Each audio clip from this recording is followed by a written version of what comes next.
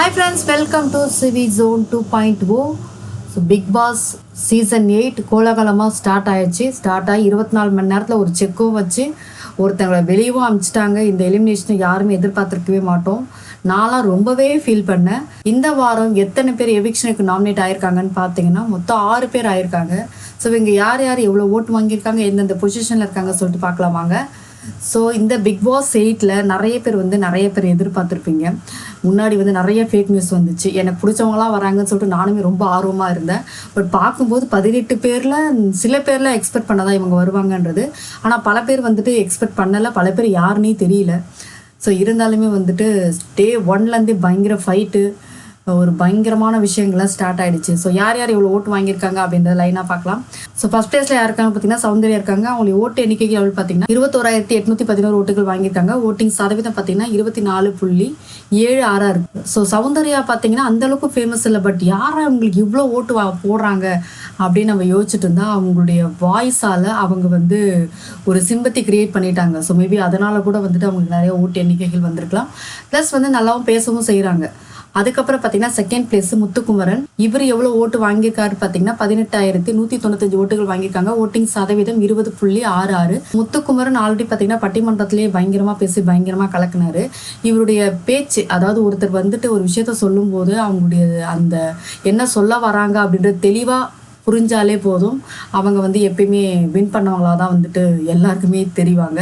So அந்த மாதிரி முத்துக்குமர் தமிழில் சூப்பராக பேசுகிறதால நிறைய பேருக்கு பிடிச்சிருக்கு. அது இல்லாமல் அவருடைய கேமிங் பிளானிங் எல்லாமே நல்லா தான் இருக்குது. ஸோ இவர் செகண்ட் பிளேஸ் இருக்கார். அதுக்கடுத்த தேர்ட் பிளேஸ் பார்த்தீங்கன்னா ஜாக்லின் இருக்காங்க. அவங்களுடைய ஓட்டு எண்ணிக்கையில் பார்த்தீங்கன்னா 12,687 ஓட்டுகள் வாங்கியிருக்காங்க. ஓட்டிங் சதவீதம் பார்த்தீங்கன்னா 14.4 இருக்குது. ஸோ ஜாக்லின் பார்த்தீங்கன்னா வந்த உடனே வெறுப்பை சம்பாதிச்சிட்டாங்க. நிறைய பேருக்கு ஜாக்லின் பிடிக்கும், நிறைய பேருக்கு அந்த அளவுக்கு பிடிக்காது. ஆனால் பிடிக்குன்றதான் நிறைய பேருக்கு தெரியும். ஆனால் இவங்க உள்ளே போனதுக்கப்புறம் பார்த்தீங்கன்னா அவங்களுடைய கமெண்ட்ஸ் எல்லாமே பேடாக தான் இருக்குது. அது இல்லாமல் அவங்க போன சீசன் பார்த்துட்டு அர்ச்சனா ஒரு ரோல் மாடலாக வச்சுருக்காங்களான்றது தெரியல.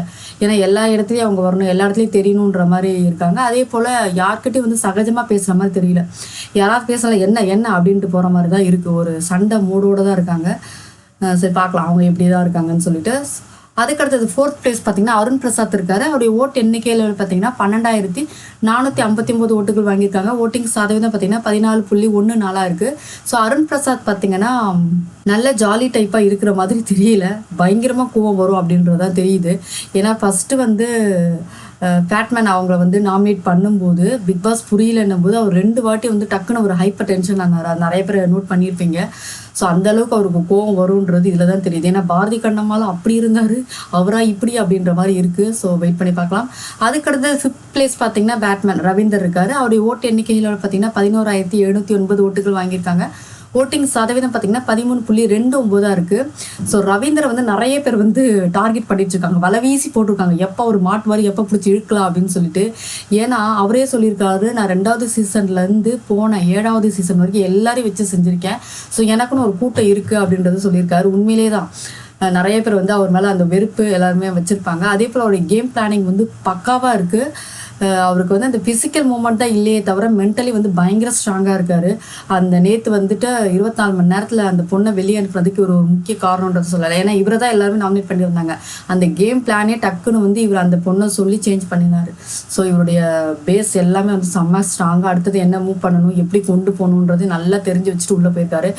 7 சீசனாக ரிவ்யூ பண்ணவருக்கு இது கூடவா தெரியாது. ஸோ வெயிட் பண்ணி பார்க்கலாம். ஸோ லாஸ்ட் பிளேஸ் பார்த்தீங்கன்னா ரஞ்சித் இருக்காங்க. இவங்களுடைய ஓட்டு எண்ணிக்கையில் பார்த்தீங்கன்னா 11,228 ஓட்டுகள் வாங்கியிருக்காங்க. ஓட்டிங் சதவீதம் பார்த்தீங்கன்னா 12.75 இருக்குது. ஸோ ரஞ்சித் சாரோடைய ஒரிஜினாலிட்டி இன்னும் வெளியே வரலையோ அப்படின்ற மாதிரி தெரியுது. எல்லா இடத்துலையும் ரொம்ப பாலிஷாக அப்படியே வளன்னு அப்படியே போயிட்டுருக்காரு. தொட்டும் தொடாமல் நல்ல பேர் எடுக்கணும் அப்படின்ற மாதிரியே தான் தோணிட்டுருக்கு. அந்த மாதிரி தான் அவர் பண்ணிகிட்டே இருக்காரு. அவருடைய ரியல் ஃபேஸ் இன்னும் வரலை. அவர் சிரிச்ச முகமாகவே எல்லாத்தையும் கடந்துட்டு போகிறார். ஆனால் அவருக்குள்ளே ஒரு செகண்ட் ஃபேஸ் இருக்குது. அது வெளியே வரதுக்குள்ளே அவர் வெளியே வந்துடுவார் போல். ஸோ வெயிட் பண்ணி பார்க்கலாம். இவங்களோட மொத்த ஓட்டு எண்ணிக்கையில் பார்த்தீங்கன்னா 88,089 ஓட்டுகள் வாங்கியிருக்காங்க.